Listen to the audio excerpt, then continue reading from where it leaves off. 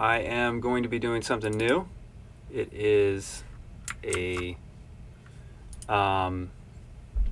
review of the Adventures in the Forgotten Realms set. So this is about to come out tomorrow. Now my feelings on the set are, as you can see, venture into mediocrity, that the power level is very low.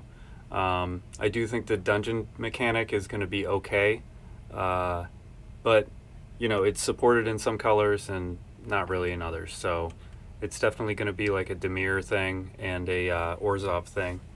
Other themes in the set are like treasure tokens, and we'll get into it. So I'm going to rank the commons first, and I'm not going to make this like a really long video. I took a while making the PowerPoint just so I could make it succinct so people wouldn't have to sit through like an hour of me talking. All right, so black, top three commons are Grim Bounty, Shambling Ghast, and Thieves' Tools. Grim Bounty is an altogether great removal spell. The Shambling Ghast is great because it gets a treasure, or it gets rid of a, an X1 creature.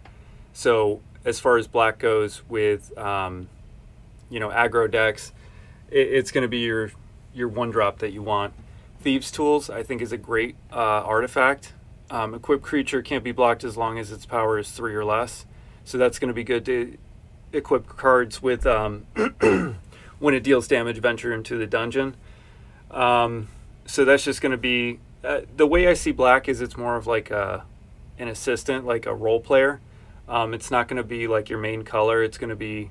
It has a lot of good removal with Grim Bounty, and then you'll see the uncommon as well. Power word kill. So I'm not going to do any rares, by the way. I'm just doing commons and uncommons because you can just decide the rares for yourself. It's really not that hard. So let's move on to blue, which I do see Demir being a big combo in this set. I think this set's going to be slow. So the number one blue common, I think, is You Find the Villain's Lair. It has both counter target spell and draw 2 cards and discard 2 cards, which...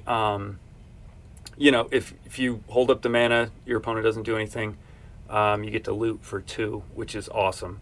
Number 2 would be Rime Shield Frost Giant because of the ward 3 and the toughness of 5. I think the magic number is 4 in the format. So 5 is even better because it's going to be able to... the dragons are like 4/4s. So you'll see in the uncommon spot the dragons are X4s, or... There's a couple that are X5s, I think. But with the ward 3, it's really hard to kill because, let's go back. Like if you were to hit it with Grim Bounty, it would cost 7. So I see that as being number 2 because it's a slow format. Contact other plane, roll a d20, draw 2 cards, and then scry 2, then draw 2 cards. And scry 3, then draw 3 cards at instant speed. So I see that being a good divination for 4. Being able to scry then draw is great. I just think that because it's going to be a slow format, you're going to want to hold up mana, and we'll get into the other uncommon that you can blink back to your hand in blue. But I see it being like one where you want to pass a turn with your mana up. We'll see. I could be totally wrong. But I think I'm pretty good at drafting. So green, these are the top 3 commons. We got Neverwinter Dryad.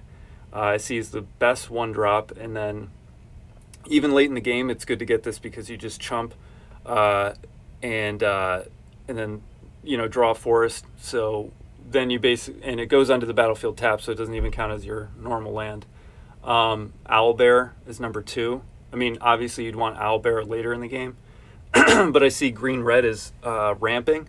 So Owlbear, trample, and then when it enters the battlefield, draw a card. So yeah, because green really needed that. Scaled Herbalist, great for ramping. So this could go in blue-green or green-red, Gruul. I think Gruul is probably the best or second best color combo. So it's just a 1/3. You may put a land card from your hand onto the battlefield. Yeah, we'll get into green. It's just like ridiculous. Green and red, I think, are the best. So Dragon's Fire, 2 mana, instant. As an additional cost to cast a spell, you may reveal a dragon card from your hand or choose a dragon you control. Deals 3 damage to target creature or planeswalker. If you revealed a dragon card or chose a dragon as you cast the spell, deals damage equal to the power of that card or creature instead. That is just the best common removal in red. And I think the best is still Grim Bounty. I think we'll get to that. Earth Cult Elemental, I think, is an interesting card, and I really like it because when it enters the battlefield, roll a d20. Each player sacks a permanent 1 through 9. That's fine because red produces treasure tokens. Big deal, I sack a treasure, you sack a land, or you sack a creature. Sorry. Then crit, roll crit, each opponent sacks 2 permanents, which is just ridiculous. Swarming Goblins, I think, is going to be a great curve out card, especially if you have treasure and you can play that on 4. In fact, that might be number 2. Who knows? I mean, these are just the 3 best. But when it enters the battlefield, roll a d20. 1 through 9, create a 1/1 goblin. That matters. And 10 through 19, create 2 of those tokens, so 2 1/1s, and then crit. You roll you create 3 of the tokens. I mean, it's a 4/3 for 5, but with all the treasure that you can get in red and the ramping with green, if you're pairing it with Gruul, I think that's going to curve out really well. Swarming Goblins could be number 2. So white, Minimus Containment, great removal. Enchant non-land permanent. It's a treasure artifact with sacrifice this artifact, add 1 of any color, and loses all other abilities. So the reason I picked this as number 1, but I don't think it's the best, is because it's non-land permanent, so it gets rid of equipment, it gets rid of enchantments, anything like that, but you're still giving your opponent a treasure token. So I think treasure is going to be an important part of this set. Planar Ally, when it 3/3 flying for 5, 2 white. When it attacks, venture into the dungeon. I mean, venturing into the dungeon, you can always put a you can put a value on it as far as how much that is worth, like a rummage or a loot. I don't know. It's not half a card. It's like quarter of a card is venturing into the dungeon. Especially if it's late, and I don't know if that's really what you want to do that late. So number 3 would be Dwarfhold Champion. As long as Dwarfhold Champion is equipped, it gets +0/+2. It's a 3/1 for 2. So that's going to be the critical 2-drop in Boros or any aggro deck that plays white. In fact, that might actually be number 2, now that I'm thinking about it. That might be a better fit for that because of... I don't think there's going to be a lot of aggro in the format. I could be totally wrong. But I think if there is, it's going to have white in it because of cards like that. It'll probably be Boros because Wizards has a you-know-what for friggin' Boros. Artifact.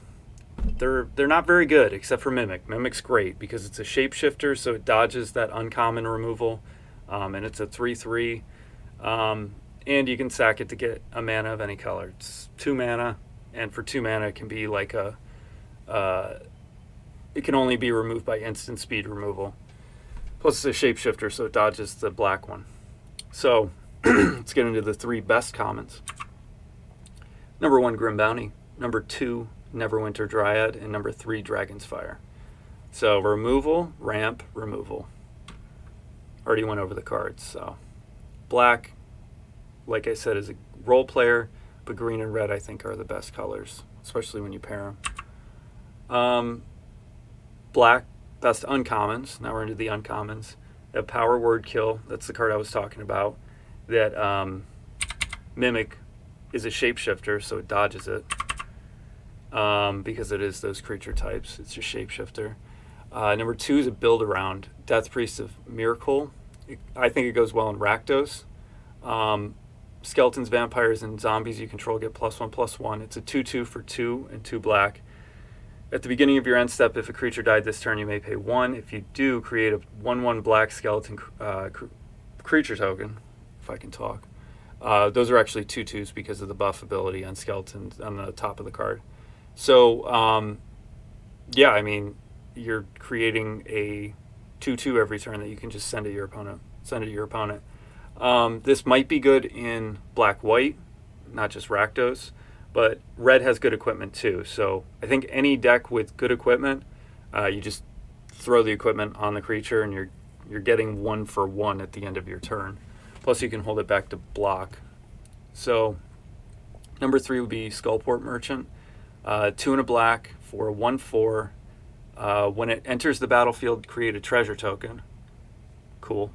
1 and a black, sacrifice another creature or a treasure, draw a card.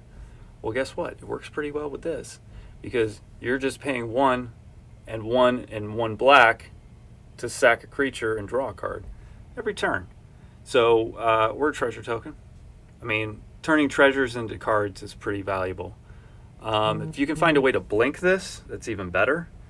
I think that the Skullport Merchant is definitely a build around, but it's like a 1/4, so it's not something that you want to attack with, but it is something that, you know, could be good in like a control deck with Dimir. Blue plays a good control game. So, you know, I'm not sure how people are ranking that card, but I see that one being good. Blue, uncommons, Ray of Frost, flash, enchant creature for 1 and a blue. When it enters the battlefield, if enchanted creature is red, tap it. As long as enchanted creature is red, it loses all abilities. Enchanted creature doesn't untap during its controller's untap step. So it's a flash enchant creature. When somebody attacks you, you just throw it on the creature when it taps to attack. I mean, that's awesome removal. Number 2 would be Wizard class. I think this card could be number 1, but I always like removal, especially in limited. But you have no maximum hand size, big whoops. And then when you level it up, when this class becomes level 2, draw 2 cards. Okay, so now it's like a 4 mana divination. That's fine. If you don't do it turn 1, then like you basically just have a divination sitting on the field. And then level 3, whenever you draw a card, put a +1/+1 counter on target creature you control. So each turn you're just throwing a +1/+1 counter. And then if you're rummaging or you're doing other things, yeah, you could abuse that, especially in, I think, is it maybe blue-red? Number 3 would be Displacer Beast. I like this card because it blinks and it can chump, and you get that quarter of a card with the venture into the dungeon. Maybe it's a half, maybe it's a third, whatever you want to call it. But you're getting an advantage when you're constantly blinking. For 7 mana, you're just chumping, like, say they're attacking with Purple Worm, the like 8/7 green creature, or that herder, that goat herder in green. I don't think either have trample, so you can just chump with Displacer Beast and then return it so it doesn't die, and then next turn play it, venture into the dungeon again, and then you just keep, you know, chumping. It costs 7 mana to do that, but I think it's just a good blink effect. Plus that art is sweet, I will admit. All right, gold cards. When I got to the gold cards, I was pretty surprised. These cards are really good, especially the Azorius one, Hamar Pashar, Ruin Seeker. Room abilities of dungeons you own trigger an additional time. So Displacer Beast with Hamar Pashar is pretty ridiculous. Gretchen Titchwillow, the Simic signpost uncommon. Draw a card for 2 green and a blue. You may put a land card from your hand onto the battlefield for an 0/4 Stalathon. Look, she's even got a little rat in her hand. Maybe it's a mouse, I don't know. You can't see the tail. But yeah, Simic needed that. Brunner Battlehammer, 2 and a red and a white. For each creature you control gets +2/+0 for each equipment attached to it. You may pay 0 rather than pay the equip cost of the first equip ability that you activate each turn. 5/3. I don't know. It's in the mix of the 1, 2, 3, but who knows? That could be number 1 if Dungeon doesn't end up being that powerful. But yeah, Brunner is very good. Green, Hunter's Mark, number 1. 3 and a green instant. This spell costs 3 less to cast if it targets a blue permanent you don't control. This spell can't be countered. Target creature you control gets +1/+1 until end of turn. Then it deals damage equal to its power to target creature or planeswalker you don't control. I see this in the Magic Missile, having this spell can't be countered, as I don't think that's flavor. I think they were trying to balance it because it is going to be a slow. Again, could be wrong. Could be super fast, I'm sorry. But I just see it being a slow format with the dungeon and like the way they're advertising. I saw the advertisement earlier today. So things like this spell can't be countered makes me think that people are going to be holding counters up, or I don't know. So target creature you control gets +1/+1 until end of turn. Then it deals damage equal to its power to target creature or planeswalker you don't control. You punch. Punching is much better than fighting. It's instant speed, and it costs 1 green mana if it targets a blue permanent. Now, I don't think blue's the best color, but I mean, there is Gretchen Titchwillow and Displacer Beast. So in response to them returning it, you can get rid of it if it's just constantly chumping. Purple Worm, 5 and 2 green, 8/7. The spell costs 2 less to cast if a creature died this turn. Word 2, yeah, that's pretty good. Tell me when I was 9 years old in 1996 that a 5/7, 8/7 with that could come out for 5 mana, and if you wanted to remove it with a Dark Banishing, you had to pay 5 for the Dark Banishing. When I was playing cards like Colossus of Sardia, yeah, that's the power creep is real. Like, that card's just very good. The only thing that's really holding it back is the fact that it doesn't have trample, so it can just get chumped. Looking at the picture of the worm, I would think that it would have trample, but whatever. Don't ask me. Prosperous Innkeeper, 1 and a green. When it enters the battlefield, create a treasure token. It's a 1/1. Whenever another creature enters the battlefield under your control, you gain a life. So this is going to go in the Selesnya? It's the green-white decks with the tokens and the enter the battlefield effects. Could go in Gruul with the goblins if you're playing the long game instead of curving out with red.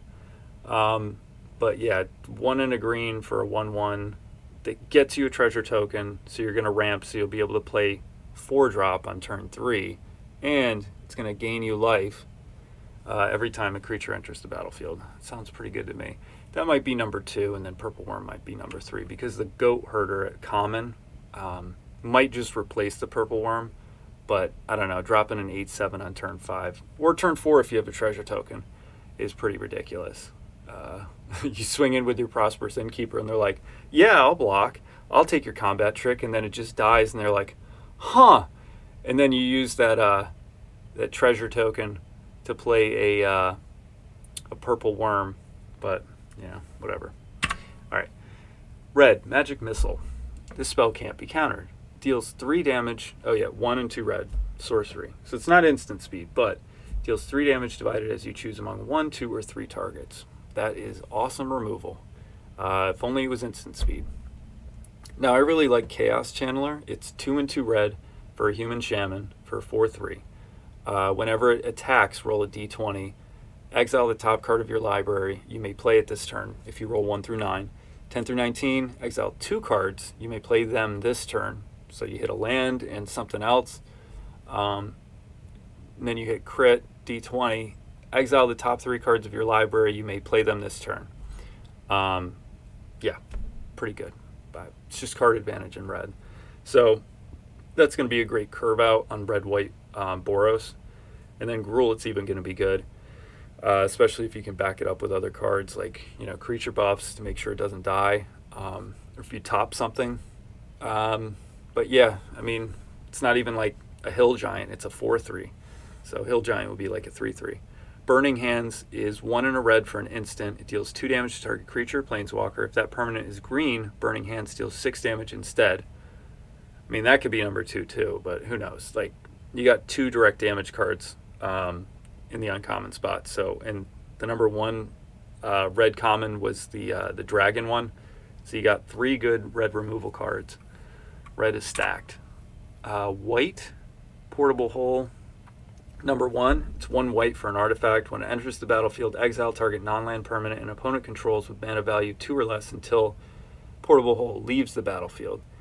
So, that can get rid of equipment, that can get rid of a pesky 2-drop like the gold, like Gretchen Titchwillow. There were some other 2-drop ones, like the Demir one was pretty good.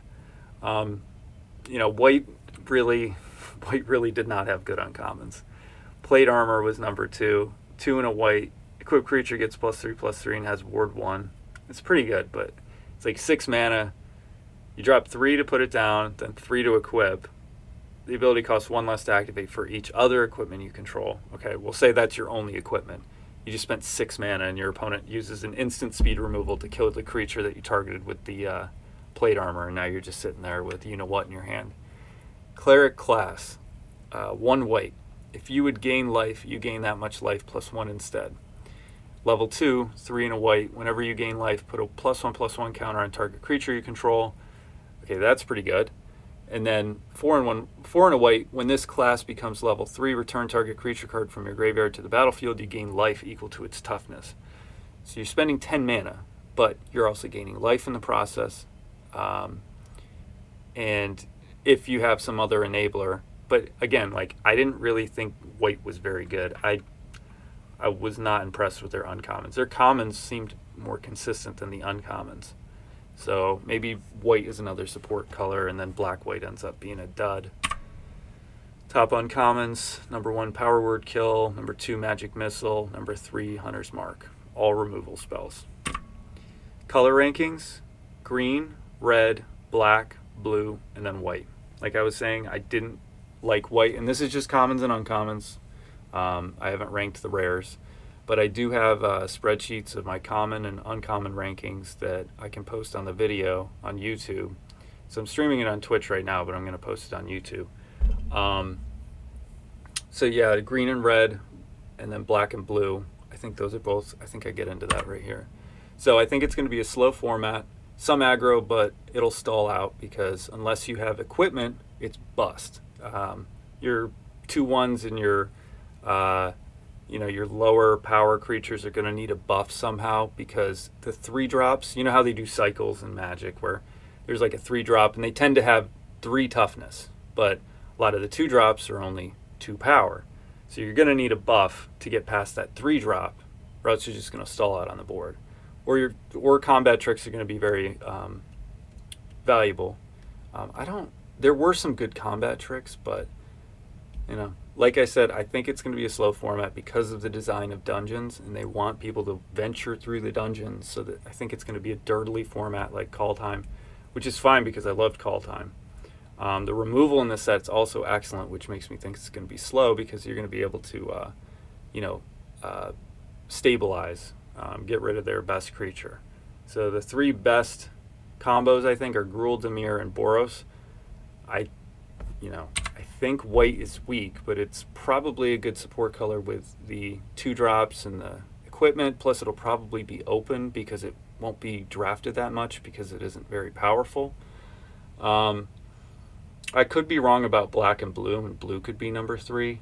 Blue did have some very good commons, but it's all relative. You got to find a good complementary color. The removal in red and black is excellent. Green has some decent removal, but green's color is just always ridiculous. Wizards gives them everything. Card draw with the owl there, ramp, and removal with punch spells, not even fight spells. So yeah, that I believe is the end. So if you liked the video, please hit like, subscribe to my channel, and I'm doing giveaways for when I hit subscriber marks. I hope you enjoyed the video. I love drafting, and subscribe to the channel to watch me draft this set. As a side note, I collect paper Magic. Like I got card stacks right here, and I'm not going to be buying this product. I don't think it's going to be valuable. I think it's going to tank. The power level of these cards is not good, but it's going to make for a good drafting experience, which I love playing on Arena. So yeah, I'm not going to buy any in person. I'll just buy some singles for my Commander decks, and maybe some of my, I don't even think there was really anything to put in my Modern decks. So yeah, I canceled $700 worth of Amazon pre-orders today. So yeah, hope you enjoyed the video. Subscribe to the channel. Thanks.